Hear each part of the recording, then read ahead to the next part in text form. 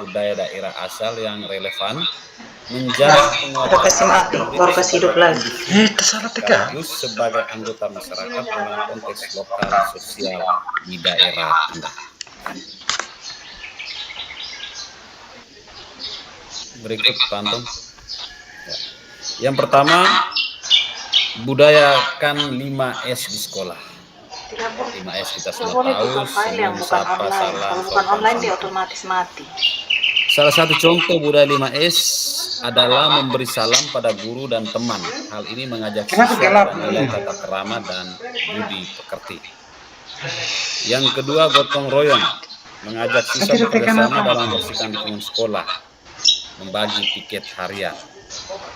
Ketiga, menggali dan melestarikan budaya dengan memperbanyak kegiatan-kegiatan yang merujuk pada P5.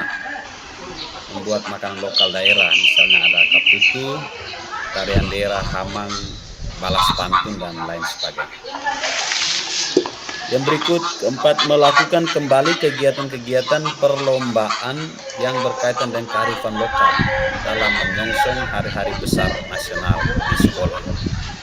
Contohnya, mungkin kita bisa adakan lomba pipi jagung, menganyam kipas atau buku besek, lomba tarian daerah, heli nurik, hamang, balas pantun, dan lain-lain. Ada lomba permainan tradisional, ada permainan gasing, di Kedang orang bilang behu-ehuka, dan lain-lain. Dan yang terakhir, budayakan 7K di sekolah.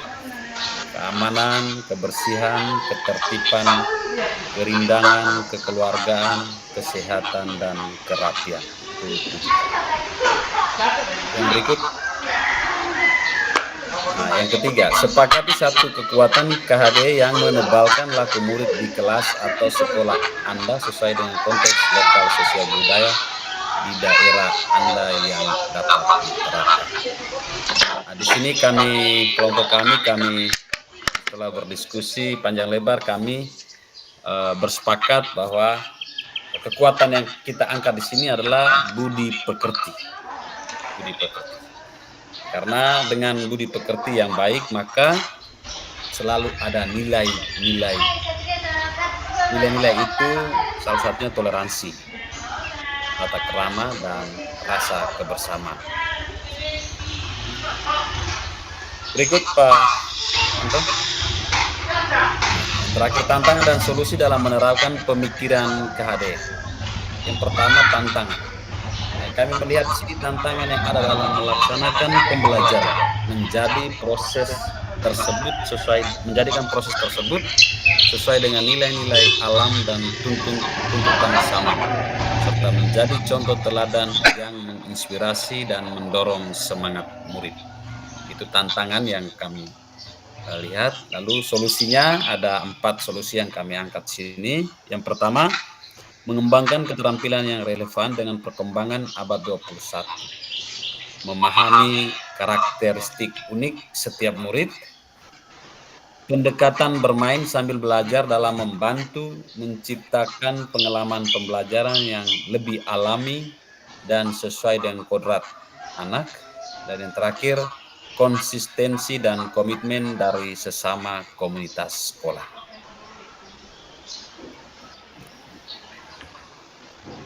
Berikut, mungkin demikian Bapak Fasil dan teman-teman semua presentasi singkat dari kelompok kami.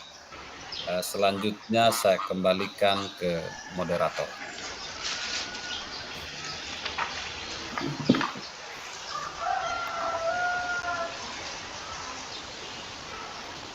Baik, terima kasih Pak Pican sudah memaparkan materinya. Tadi mungkin di awal tadi ada miskomunikasi sedikit karena kendala, sehingga dibuka awal oleh Pak Pican sendiri. Seharusnya awalnya tadi saya yang memandu, tapi karena mungkin kesalahan teknis di awal tadi, jadi mohon maaf. Jadi setelah Pak Pican sudah memaparkan materi diskusi kelompok kami, di sini kami memberikan kesempatan kepada kelompok 2 untuk menanyakan atau memberi tanggapan yang sudah di materi yang sudah dipaparkan oleh kelompok kami. Waktu dan kesempatan kami berikan. Tidak, nanti saya ganti defini ya. Angel, dia pucuk yang satu, yang dua-dua ini. Oh iya, Ibu Tiwi, saya persilakan. Baik, terima kasih banyak Guru untuk kesempatan yang diberikan. Terima kasih untuk Pak Filipus atas hasil presentasinya. Yang pertama di sini saya berikan apresiasi untuk presentasi yang begitu lengkap dan begitu bagus. Kami dari kelompok 2 tadi sudah dilengkapi lagi dengan tayangan atau presentasi dari kelompok 1 yang begitu bagus. Yang menjadi pertanyaan untuk saya adalah saya sedikit ada saya sedikit ingin tahu di bagian terakhir di solusi tantangan dan solusi tadi. Di situ Pak Guru bersama teman-teman kelompok 1 sudah menyampaikan tantangan dan juga solusi. Namun yang menjadi kendala atau pertanyaan untuk saya adalah ada pada bagian yang kedua itu tentang memahami karakteristik unik setiap murid. Yang menjadi pertanyaan untuk saya adalah kira-kira bagaimana caranya kita sebagai pendidik melihat keunikan atau memahami karakteristik unik dari peserta didik itu. Mungkin Pak Guru bisa bantu saya untuk menyampaikan caranya supaya saya juga bisa tahu kira-kira cara bagaimana untuk memahami karakteristik unik dari setiap murid. Barangkali demikian Guru, saya ucapkan terima kasih, mohon maaf. Oke, terima kasih Ibu Tiwi. Tadi menanyakan tentang tantangan dan solusi yang kami berikan tadi. Kemudian ada tercantum karakteristik untuk memahami karakteristik setiap murid. Setiap murid ya, Ibu Tiwi ya? Iya, Guru. Nah, baik, teman-teman kelompok 1 bisa menjawab apa yang ditanyakan oleh Bu Tiwi.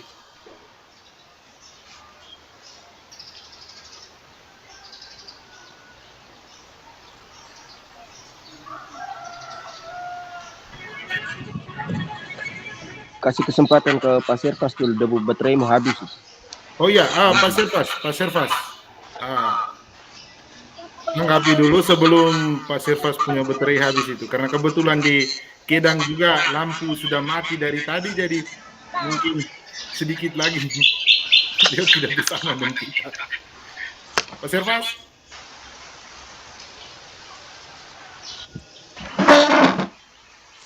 Siap, terima kasih. Ya. Saya punya memang ada kendala, minta maaf tadi di sesi pertama di kelompok 2 itu saya tidak bisa bergabung dengan sesungguhnya karena memang listrik padam lalu sinyal juga bermasalah. Sampai sekarang memang jadwalnya jam 4 baru bisa menyala, 4 sore. Baik, terima kasih Ibu Tiwi untuk memahami karakteristik unik dari setiap siswa ini. Saya menjawab apa yang sesuai apa yang saya alami dan saya lakukan di satuan pendidikan tempat saya bekerja. Bahwa pada dasarnya memang karakteristik anak itu memang unik itu memang ada yang positif, ada yang juga yang bertolak belakang dengan apa yang kita inginkan atau kita sebagai guru. Pada dasarnya kembali saja pada lingkungan geografis kita, apalagi kita yang berada di Indonesia Timur, khususnya kita yang di Lembata. Anak-anak pada zaman ini memang sudah terlalu di luar daripada apa yang kita pikirkan, mulai dari pergaulan dan segala macam, dan hal itu terbawa sampai di lingkungan sekolah, baik di lingkungan sekolah secara umum baik maupun di lingkungan di dalam kelas itu sendiri. Solusi yang apa yang ditanyakan oleh Ibu Tiwi itu bagaimana kita memahami karakteristik unik setiap siswa itu. Sebagai guru kelas tentunya berbeda dengan guru mapel. Kalau guru kelas setiap saat itu dia bertemu dengan siswanya di dalam kelas, itu untuk guru yang SD, dan untuk memahami keunikan setiap siswa untuk guru mapel itu berbeda karena memang dia bertemunya tidak setiap hari, tetapi setiap harinya tentunya kita berada di sekolah. Ada banyak siswa yang memang melakukan suatu tindakan itu berbeda-beda. Ada yang ingin menarik perhatian guru, ingin diberi kasih sayang dalam konteks sebagai guru dan siswa. Ada yang memang dasar karakteristik itu terbentuk dari lingkungan masyarakat yang terbawa sampai di kelas. Jadi sekolah kami itu ada beberapa hal yang kami lakukan, mulai dari pendekatan orang tua dan sampai pada kerjasama dengan lingkup kepentingan, pemangku kepentingan baik itu pemerintah dan komite dan sebagainya. Tentunya sebagai guru secara pribadi untuk memahami karakteristik anak itu ada lembar-lembar solusi yang dilakukan oleh guru itu, antara lain itu bisa lewat penilaian. Penilaian itu penilaian baik dari guru maupun teman yang dilakukan oleh siswa itu sendiri. Jadi kita mencari tahu karakter kenapa mereka bisa melakukan hal seperti itu. Itu tentunya tidak hanya lewat siswa itu sendiri, tetapi lewat teman sejawatnya atau teman yang kehidupannya keseharian itu bersama-sama dengan anak tersebut. Baik itu kita melakukan home visit atau kunjungan rumah untuk mengetahui apa permasalahannya di lingkungan keluarganya, bisa juga lewat teman sejawatnya, dan juga bisa juga dengan lewat sesama guru, yang bagaimana guru yang notabene-nya tinggal mungkin lingkungan tempat tinggal yaitu dekat dengan siswa tersebut. Karena kadang-kadang kita menilai siswa karakter yang baik dan tidak baik itu, kadang-kadang kita menjudge siswa yang tidak baik itu secara langsung, tetapi kita tidak tahu latar belakang dari kehidupan seorang siswa itu. Karena kadang-kadang pengalaman di sekolah kami itu banyak yang anak-anak itu orang tuanya yang merantau, akhirnya tinggalnya bersama dengan orang lain, akhirnya hidupnya tidak teratur, sering keluyuran dan segala macam. Ada yang juga memang latar belakangnya karena keluarganya ada yang mungkin anak yatim, minta maaf, ataukah dengan segala kehidupan ekonomi yang kurang menjamin anak itu bisa sekolah. Hal-hal itu mengganggu mental dan psikologis anak itu. Tentunya di sekolah juga bisa kita bisa alami karakteristik anak-anak seperti itu. Solusinya itu kita harus punya referensi baik dari home visit tadi, kunjungan ke rumah, kita tahu bagaimana latar belakang keluarganya dengan teman-temannya juga, dan bisa juga dari rekan guru. Itu mungkin dari saya solusinya untuk bisa kita ketahui karakteristik siswa itu kenapa dia bisa melakukan hal-hal yang mungkin di luar dari apa yang kita inginkan. Minta maaf jika kurang dan tidak berkenan di pemikiran Ibu Tiwi, mungkin selebihnya juga akan ditambahkan oleh teman-teman dari kelompok kami. Demikian, terima kasih. Saya kembalikan ke moderator Pak Anta. Baik, terima kasih Pak Servas atas jawaban yang diberikan mengenai pertanyaan yang diajukan oleh Bu Tiwi tadi. Bagaimana Bu Tiwi? Oh, ada tambahan dari Pak Filipus. Nah, Pak Filipus, saya persilakan. Oke, terima kasih. Saya coba menambahkan. Saya kayaknya bermasalah nih audio saya. Dengar apa? Dengar ya. Guru. Sudah jelas. Baik, saya cuma menambahkan apa yang sudah disampaikan oleh Pak Servas tadi sesuai dengan pertanyaan yang disampaikan oleh Tiwi. Teman-teman, kita ketahui bahwa karakteristik siswa atau murid itu sangat beraneka ragam. Jel, Tentu minta air sesuai kasih dengan Bapak pertanyaan dulu. Ibu Air Tiwi di tadi, botol. bagaimana cara kita melihat ini? Nah, ini banyak sekali cara yang kita akan melihat. Misalnya yang pertama, kalau pengalaman itu pengalaman saya tuh melihat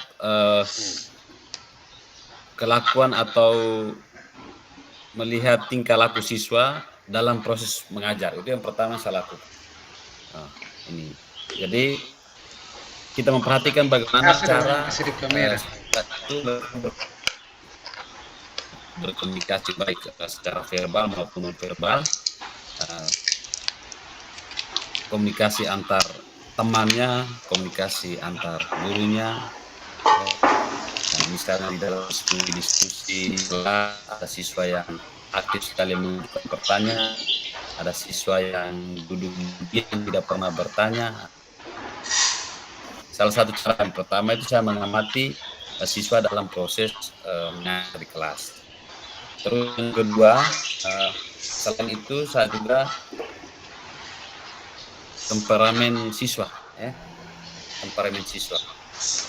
Ada siswa yang ketika bertemu dengan seseorang itu dia aktif sekali, atau mudah sekali untuk beradaptasi dengan siapa saja. Ada yang lambat sekali beradaptasi, ada yang mungkin dia hati-hati sekali untuk beradaptasi dengan temannya ataupun bisa juga dengan kita guru. Nah, ini dari sini kita bisa melihat oh ternyata siswa ini dia begini, siswa ini dia begini. Itu yang kedua. Yang berikut kita coba menjadikan siswa itu sebagai teman atau sahabat. Jadi kita coba masuk dalam dunia mereka lah.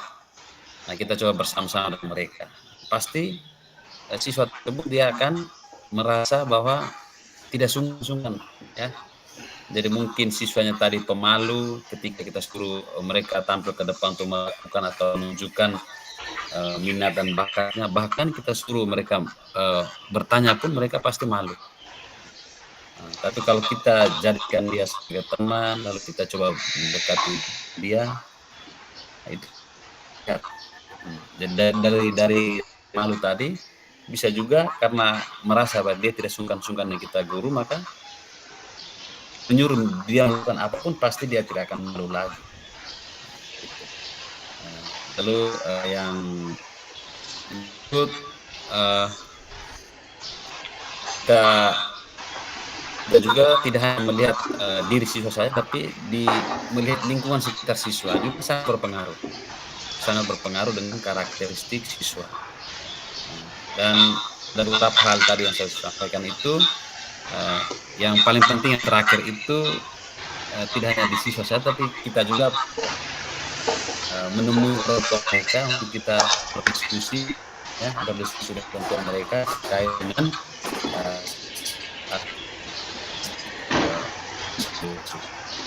mungkin sedikit itu nanti saya akan ke operator selanjutnya.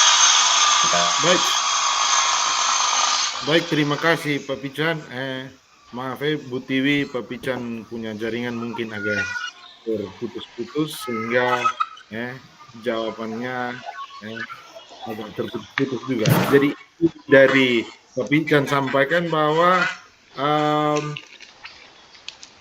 cara memahami karakteristik unik siswa ini, guru menjadikan siswa sebagai teman, sehingga bisa mengetahui karakteristik dari siswa tersebut. Bagaimana Ibu Tiwi?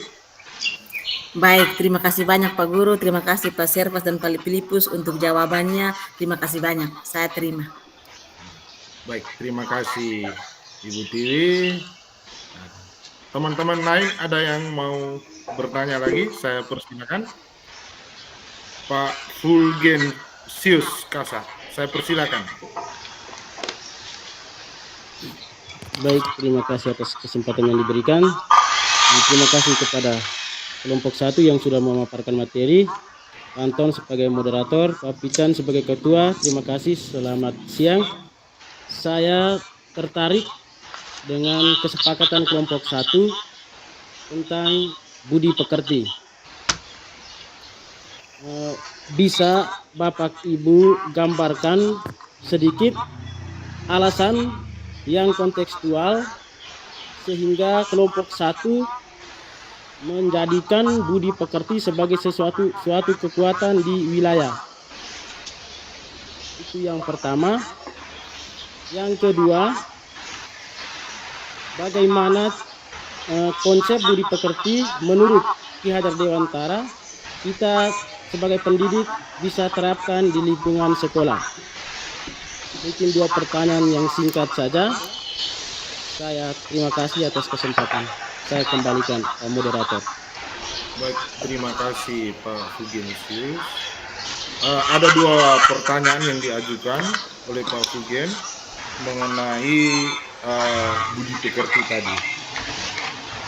Alasan mengenai budi pekerti yang diambil oleh kelompok kami diterapkan di wilayah. Kemudian konsep budi pekerti menurut Ki Hajar Dewantara diterapkan, contoh konkret konsep budi pekerti menurut Ki Hajar Dewantara diterapkan di sekolah kami. Baik, di sekolah atau wilayah kami. Baik, teman-teman kelompok 1, dengan 2 pertanyaan ini coba bisa dijawab. Waktu dan kesempatan saya berikan.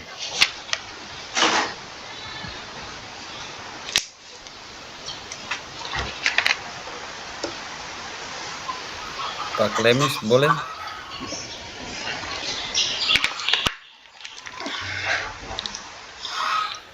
Pak Klemis? Oh iya. Pak Servat?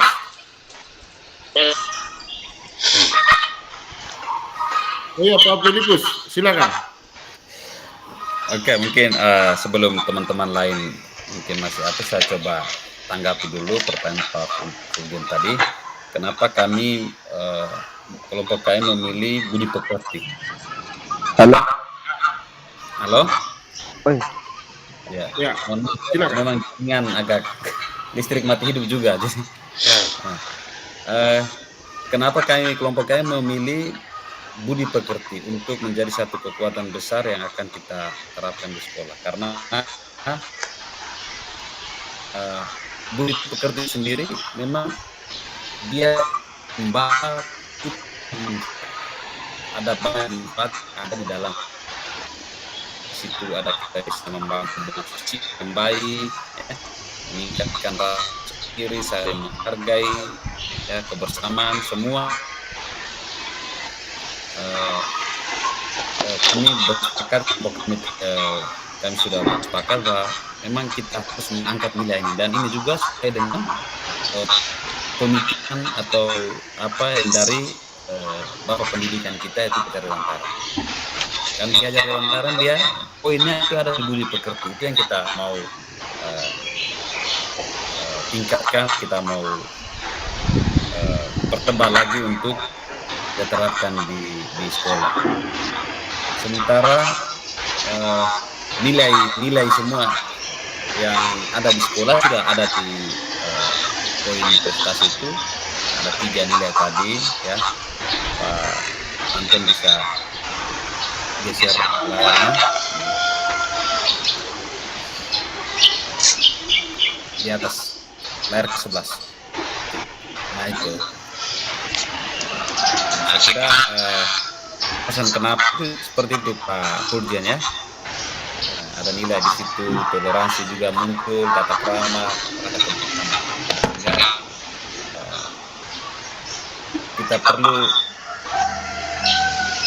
mempertajam atau mempertebal ini, karena memang nilai-nilai ini yang makin hari makin menurun ya. lebih tata krama nih, tata krama. Kadang siswa kita ketemu juga kita tegur guru, bahkan kita guru tegur mereka duluan. Ini yang saya alami juga di tempat saya bertugas. Tidak hanya kita jalan ketemu mereka di pasar saja, padahal dia siswa. Kita dulu kalau guru lewat kita panggil dulu, kalau besok pasti kena pukul di sekolah. Oke, sekarang tidak. Siswa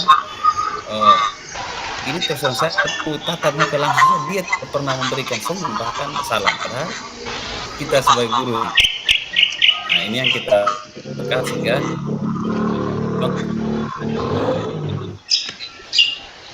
kita mengajarkan mereka hingga hasil ini bisa dilakukan setiap hari sehingga ke depan karakteristik anak bisa berubah. Mungkin sementara itu dulu, teman-teman lain yang mau tambahkan silakan. Baik, terima kasih Pak Filipus Kapitan. Itu jawaban dari Pak Filipus Kapitan mengenai pertanyaan dari Pak Fugen. Ada tambahan lagi dari Pak Sherfas Sogang. Waktu dan kesempatan saya berikan. Pak Sherfas? Ya, baik, terima kasih sudah bisa dengar suara. Bisa Pak. Apa yang dijelaskan oleh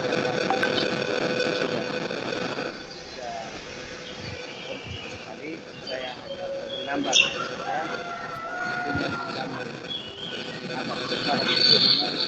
kenapa salah satu kelompok kami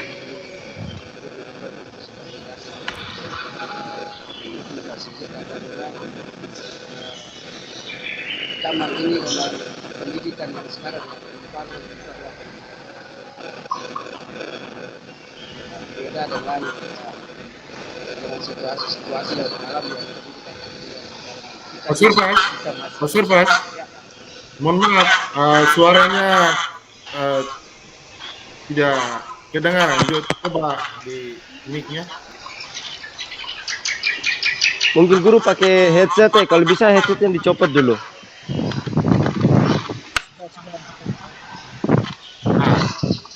Oh, Pan. Sudah. Coba. Oke. Terima kasih. Saya hanya mau menyambung apa yang disampaikan oleh Pak Pican tadi.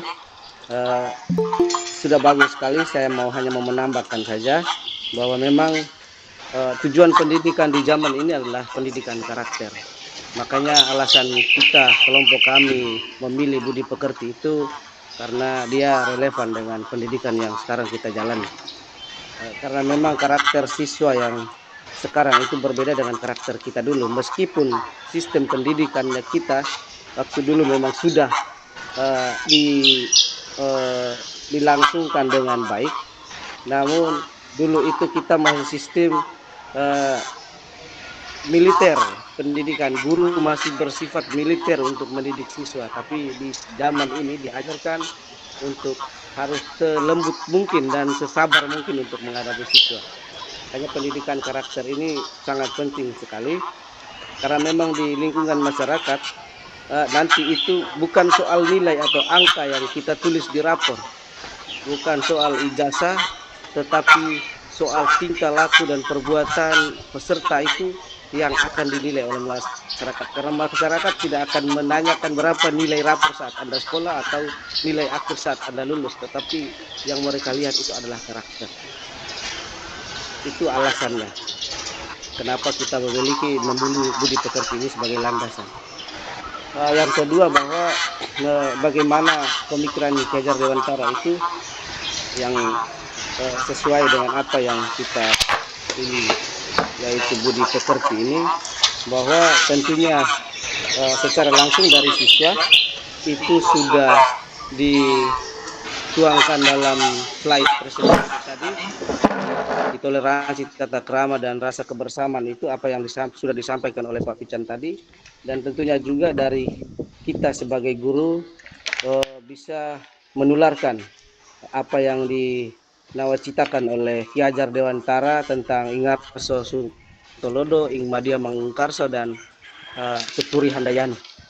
Nah, itu yang kita sebagai guru harus bisa menjadi contoh terlebih dahulu agar bisa ditiru oleh peserta didik itu sendiri. Mungkin itu yang kita terapkan di sekolah kita sebagai guru dan juga sebagai siswa bisa menjalankan nilai budi pekerti.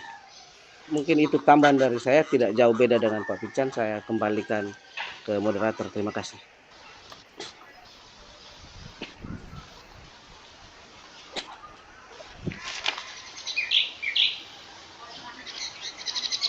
Pak Servas, halo. Ya, ya.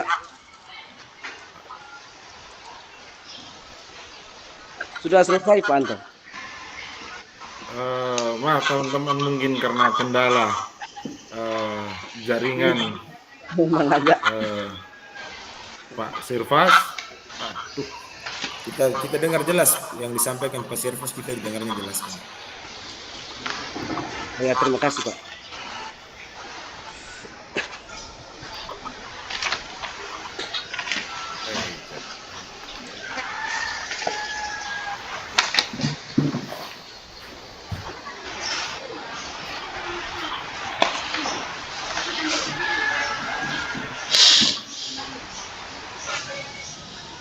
Ini mungkin masalahnya dari Pak Anton ini.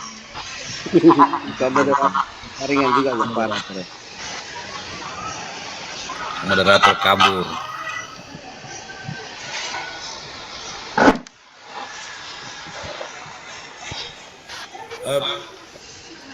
Anton, Mungkin beliau masih ini, mohon maaf,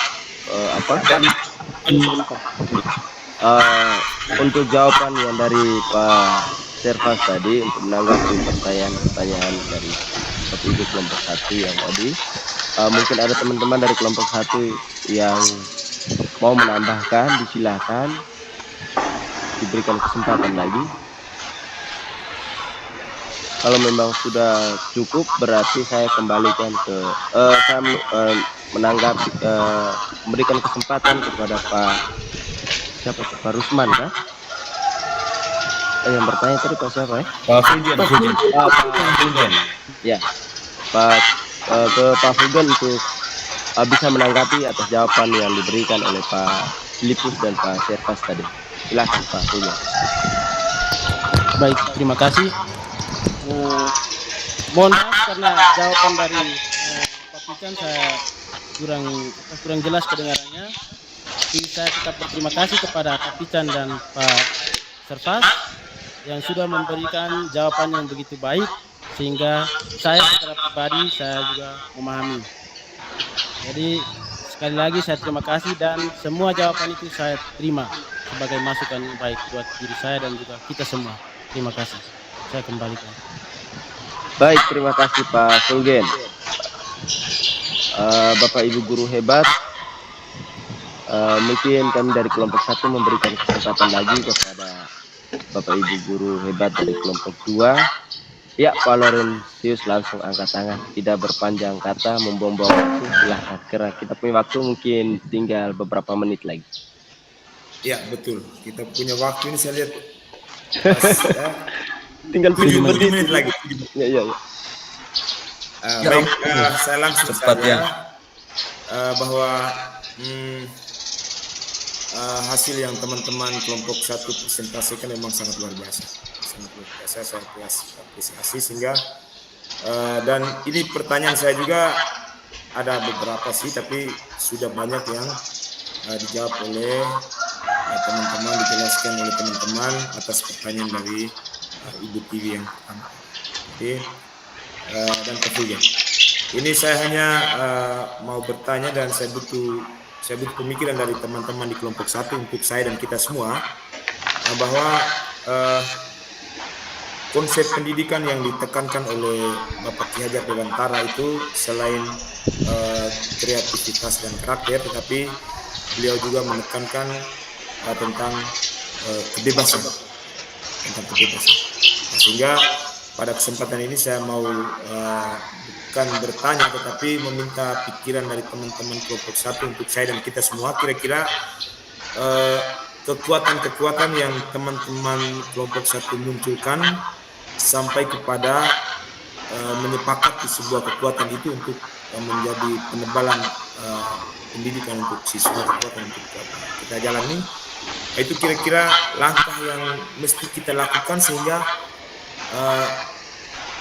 penekanan berkaitan dengan kebebasan ini mesti bisa, artinya bahwa bebas itu bebas yang bisa dituntun, bebas direl begitu. Jangan sampai seperti yang Pak Serfas sampaikan tadi bahwa kondisi anak-anak kita sekarang, pergaulan maupun karakter etika sekarang ini memang tadi Prof. Wigan katakan bahwa tidak luar biasa lagi.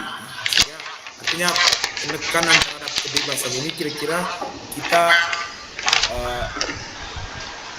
langkah yang harus kita lakukan itu sebagai guru kita lakukan seperti apa sehingga yang ditekankan itu kebebasan, tetapi kebebasan yang tidak bisa keluar dari hal-hal yang sudah menjadi kekuatan, baik itu kekuatan sosial maupun kekuatan kultural. Mungkin demikian Pak Clemens. Ya, baik Pak Lawrence, waktunya mepet sekaligus dengan masih berkaitan dengan apa yang digambarkan oleh Pak Serfas, maka saya langsung saja mungkin langsung ditanggapi oleh Pak Serfas. Ya. Baik, terima kasih Pak Laurentius. Ya, di pembicaraan awal tadi bahwa memang karakter peserta didik kita sekarang itu memang sangat prihatin kalau juga boleh dikatakan. Itu yang dialami, yang saya pribadi saya alami di lingkungan tempat saya. Kebebasan terpimpin atau kebebasan yang tertuntun yang diutarakan oleh Pak Laurentius itu. Di sekolah kita itu tentunya memang kebebasan yang seperti apa yang kita berikan kepada siswa, namun tidak di luar kebebasan yang lain-lain yang bersifat negatif tentunya. Kebebasan yang dimaksudkan itu mungkin ya, dari ekspresi siswa dalam hal keinginan mereka untuk belajar. Keinginan mereka untuk belajar berkaitan dengan mungkin minat dan bakat. Ya, minat dan bakat yang dimiliki oleh siswa. Kadang karena siswa tidak sepenuhnya ada beberapa mata pelajaran yang kita asuh dan kita ajarkan itu tidak sepenuhnya siswa itu bisa menyukai semua mata pelajaran yang kita ajarkan. Pasti ada peserta didik yang lebih suka di matematika, ada yang lebih ke bahasa Indonesia, dan ada yang lebih senang berbicara, dia ke bahasa, ada yang lebih senang ke berhitung atau disebut dengan bahasa sekarang numerasi dan literasi. Tentunya kebebasan itu yang kita inginkan, baik di literasi dan numerasi, bahkan kemampuan mengasah bakat dan minat yang lainnya. Jika kebebasan yang dilakukan oleh peserta didik itu tidak berkaitan dengan sistem ataupun fungsi daripada pendidikan itu, maka tindakan di satuan pendidikan juga punya aturan dan tata tertib, punya regulasi yang tidak terputus dari sistem pendidikan yang dituangkan dari para pemangku kepentingan. Maka pada dasarnya tindakan yang dilakukan oleh satuan pendidikan itu mungkin ada beberapa kriteria, mulai dari kalau memang tindakan negatif yang dilakukan baik dari peneguran lisan, tulisan, dan juga dari kepentingan keluarga peserta didik itu sendiri, dan kita boleh berkolaborasi. Saya menyambung apa yang disampaikan oleh Pak Fasil tadi bahwa 3 tungku itu yang harus kita bangun untuk bagaimana mengembangkan minat dan bakat berkaitan dan kebebasan peserta didik untuk belajar. Itu yang dimaksudkan dengan kebebasan tertuntun. Sementara kebebasan yang tidak tertuntun itu yang bisa kita ambil sebagai sebuah pelanggaran atau kesalahan yang memang juga kita harus atasi dengan solusi-solusi terbaik yang dilakukan oleh satuan pendidikan. Terima kasih, saya kembalikan Pak Moderator. Baik, langsung saja Pak Lawrence, waktu kita memang tinggal 1 menit. Tambahkan sedikit boleh? Ya, disingkat padat jelas. Siap. Ya. Oke. Singkat. Baik, jadi kebebasan Pak Lawrence, kebebasan di sini tentu sudah pasti bahwa kebebasan dalam akademik ya. Kebebasan akademik, tidak ada kebebasan yang lain. Sehingga kebebasan akademik di sini yaitu siswa diberi kebebasan dalam hal dia belajar mandiri. Dia belajar mandiri, artinya siswa belajar tanpa diintervensi guru. Sehingga siswa secara kritis ya, dia pasti kreatif dalam belajar, dia mengamati, menganalisis ya, dan pasti dia akan berbagi. Nah, di situ ada nilai toleransi, saling interaksi antar sosial, nilai toleransi, saling menghormati ya. Jadi mereka saling menerima ide, pendapat, kritik serta kerjasama untuk menciptakan satu hubungan dengan siswa yang lain, sehingga tidak siswa yang lain hingga membedakan hasil akademik mereka.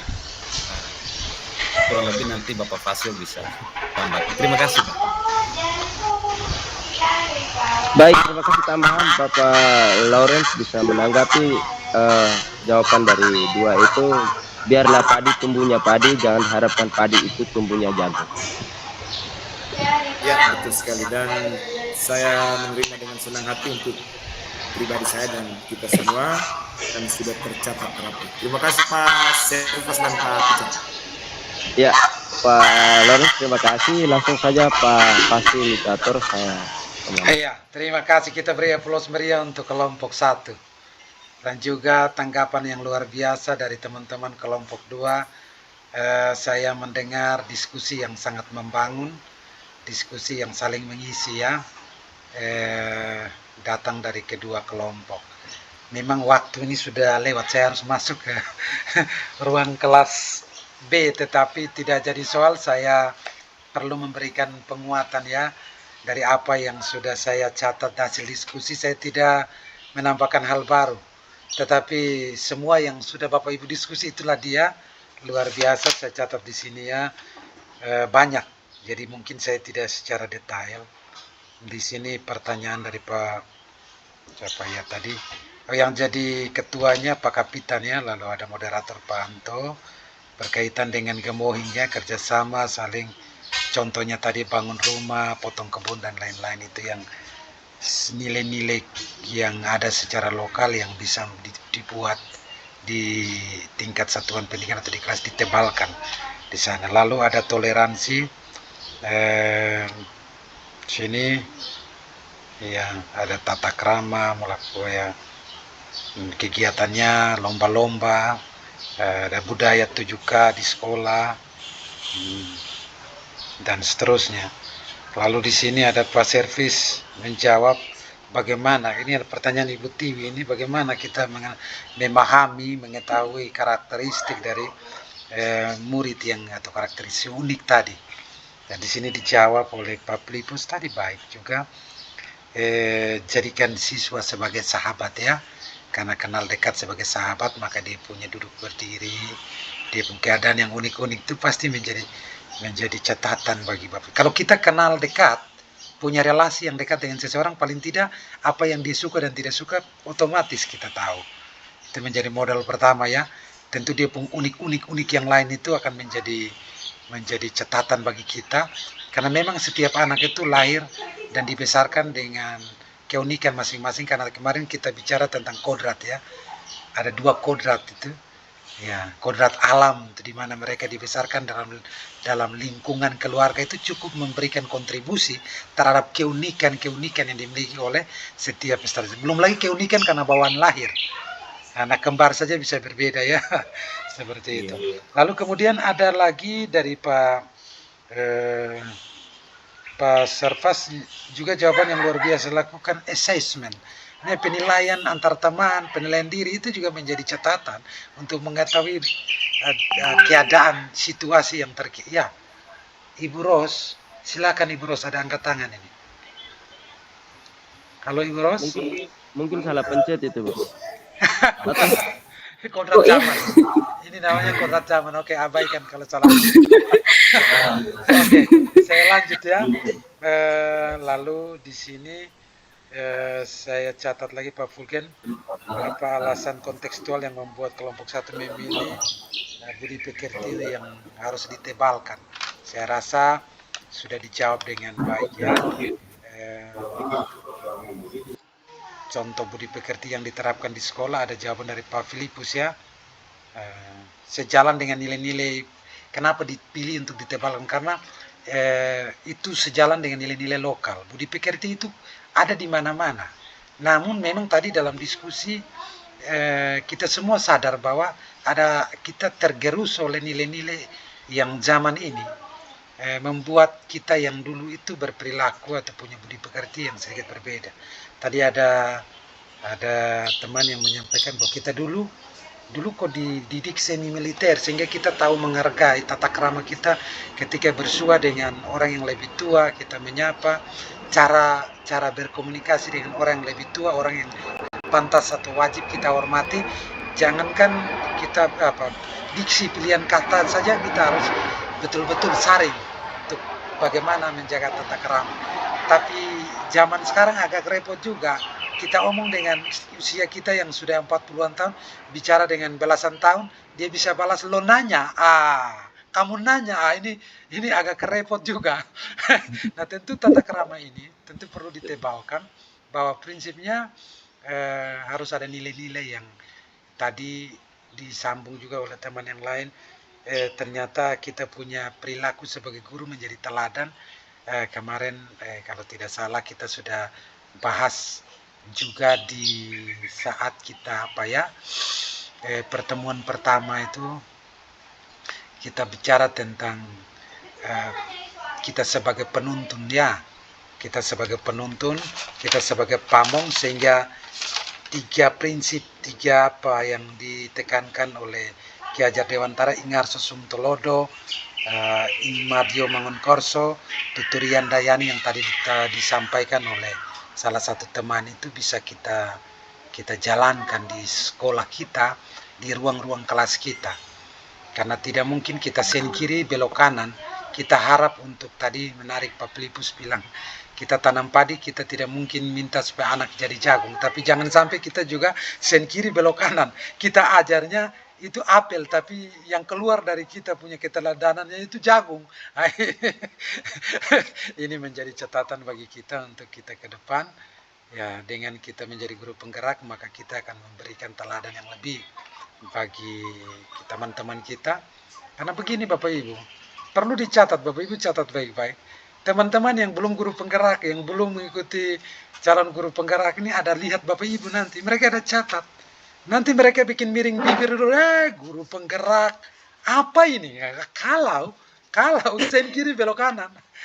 Betul tidak Bapak Ibu? Maka perlu diingat baik-baik bahwa ini menjadi catatan bagi Bapak Ibu untuk ketika sudah belajar tentang guru penggerak harus memberikan dampak yang signifikan, yang baik untuk teman-teman.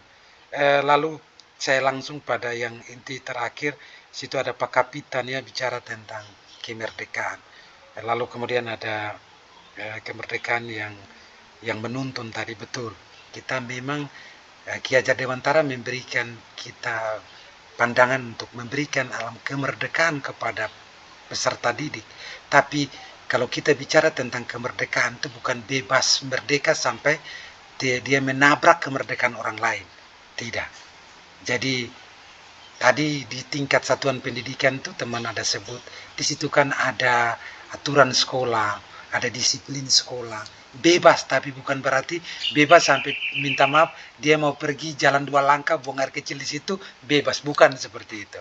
Bebas yang tentunya terikat oleh norma-norma, terikat oleh tata krama, disiplin sekolah dan seterusnya. Jadi secara akademik dia juga bebas untuk memilih bakat minat apa yang harus dia pelajari dengan kurikulum Merdeka Sekarang, tetapi dia juga harus memiliki tanggung jawab. Dia juga harus memiliki nilai-nilai profil pelajar Pancasila untuk menghargai kemerdekaan orang lain. Nah seperti itu kurang lebih saya kira.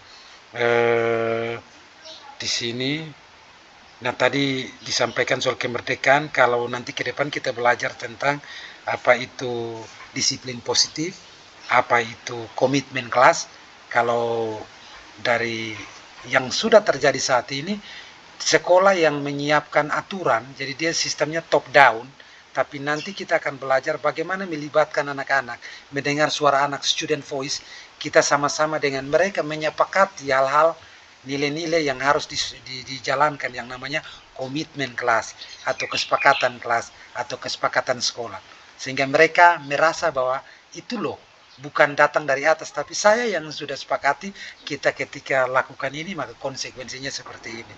Nah, itu nanti akan kita gali, akan kita dalami ke depan. Kita beri tepuk tangan untuk kelas ini, luar biasa.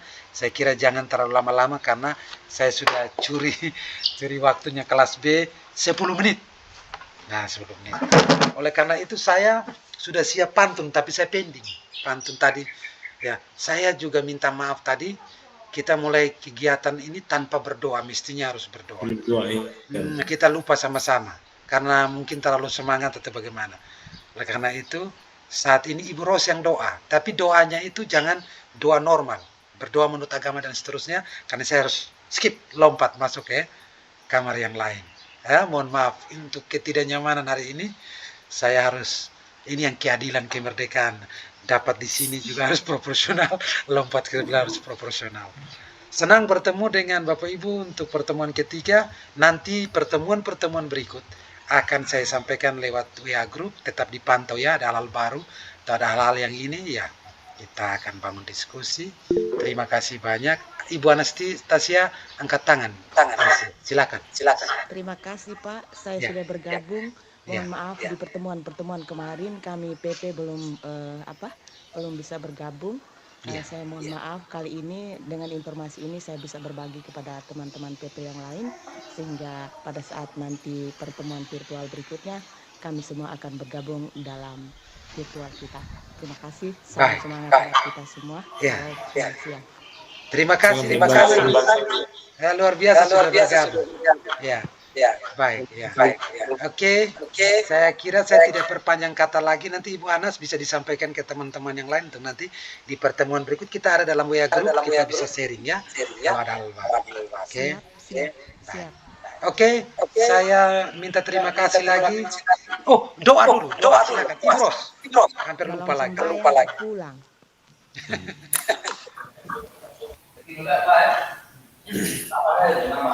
Saya Kak Bapak? Ya, Ibu Ros, ada berapa Ibu Ros di sini ya? Oh ya. Ibu Ros Ubang. Marilah kita berdoa. Dalam nama Bapa dan Putra dan Roh Kudus. Terima kasih Tuhan, karena Engkau telah menyertai kami, sehingga kegiatan kami ini dapat berjalan dengan baik. Semoga cinta dan anugerah-Mu terus berada dalam diri kami, agar kami dapat mengikuti kegiatan kami ini di hari-hari selanjutnya dengan semangat dan bahagia. Terpujilah nama Yesus sampai keabadian. Amin.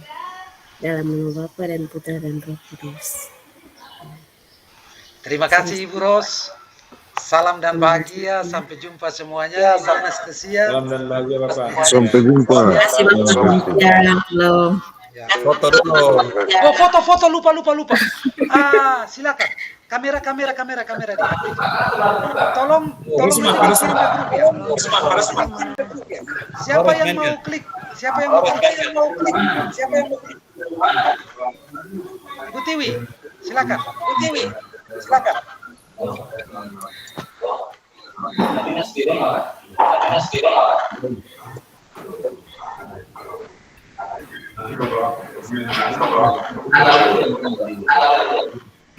Ayo, sudah belum?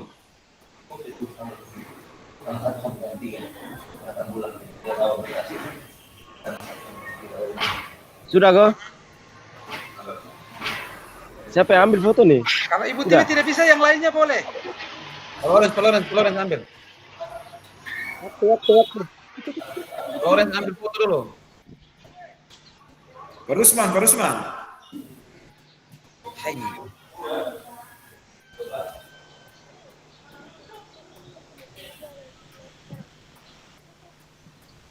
Wah, lama sekali nih. Oke. Sudah?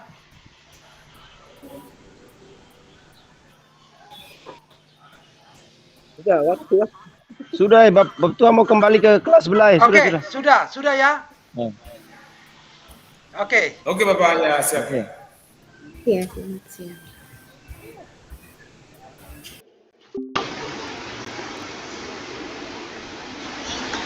Halo.